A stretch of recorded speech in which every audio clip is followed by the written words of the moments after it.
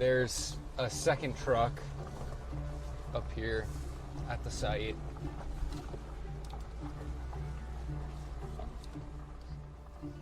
So Colosseum is kind of ground zero for what we're fearing that the current administration is looking to do across the rest of the national park system. And so for the past few months, I've been working closely with Chance on that advocacy.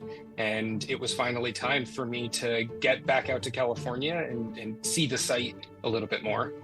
I've been going up to the mine pretty often just to see what sort of development we're looking at and if anything has happened. And usually I have the Clark Mountains to myself. I get to run around up there. It's a beautiful place for peace and solace, but this time was a little bit different.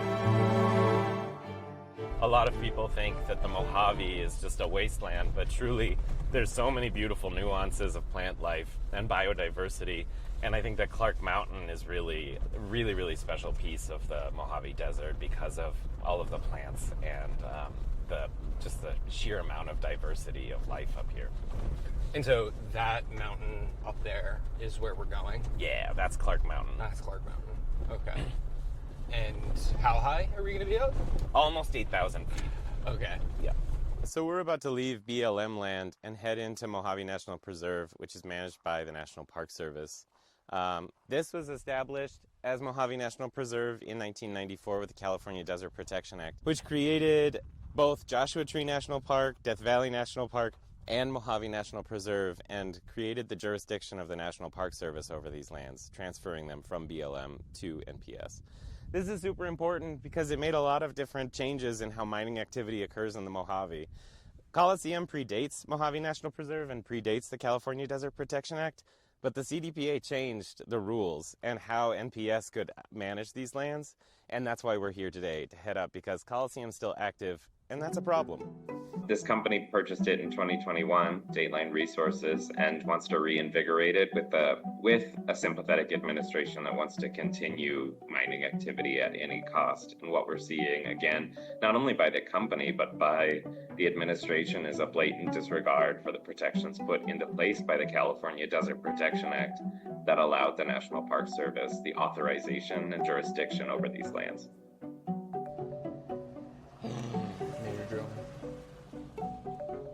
As we stopped, a truck came down from the pit, which is the first time I've ever seen a vehicle up there. And we noticed very quickly that the truck was from a contracting drilling company.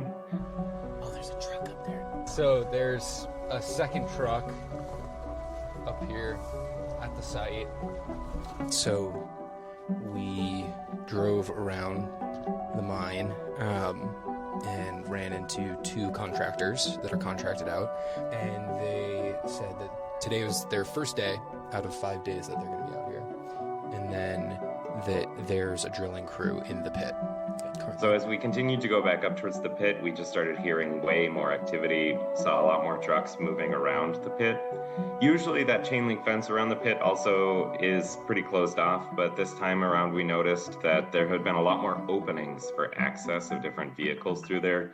Multiple trucks were moving around, there were people up there, and then at the very bottom of the pit, which we couldn't see, you could hear heavy machinery.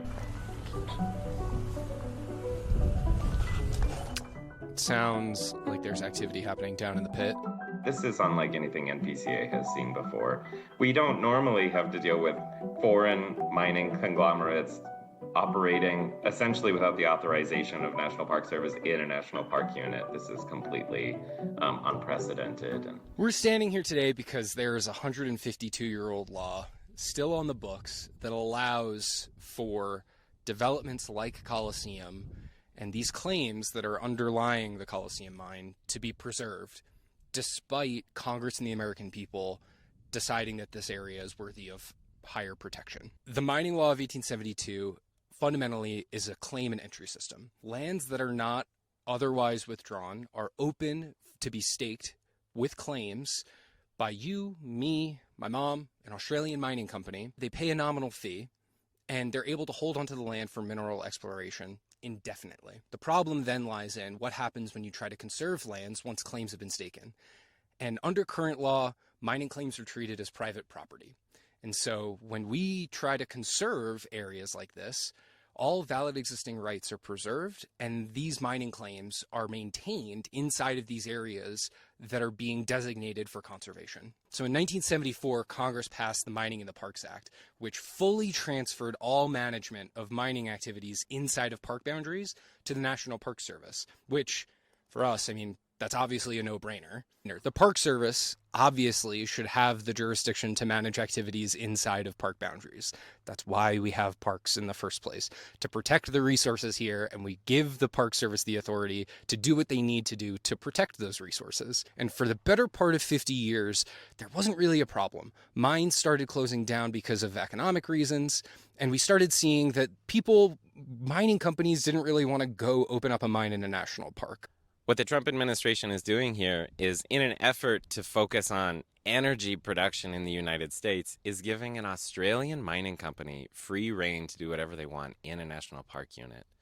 That means maintenance of roads that go through the preserve, that are alongside so many delicate plant species that are in desert tortoise habitat, bighorn sheep habitat. All of this is very special, and essentially the administration is allowing them to develop it and then continue mining activity without National Park Service being able to approve a plan of operations. We believe, at the very least, there should be a new plan of operations. If they're going to explore for rare earth elements, let National Park Service say if they can or not. This is National Park Service lands. So what is NPCA doing about it? We are working with our congressional champions, Senators Alex Padilla and Adam Schiff, to make sure that all of Congress and the American people understand that the Trump administration is prioritizing expedient mineral extraction and development over protecting our national parks and special places. Everyone has their favorite national parks, and this is a special landscape just as all the others are. There are special wildlife here. There's bighorn sheep, desert tortoise habitat. There's incredible rare plants that only grow here and nowhere else. And if an Australian mining company is allowed to just come in and destroy those places, destroy those habitats, destroy that ecosystem, then we need to fight back. We need to make sure that the protections that are put into place for a reason are upheld, and that National Park Service can have the authorization to say no if things are going to be destructive within a national park unit.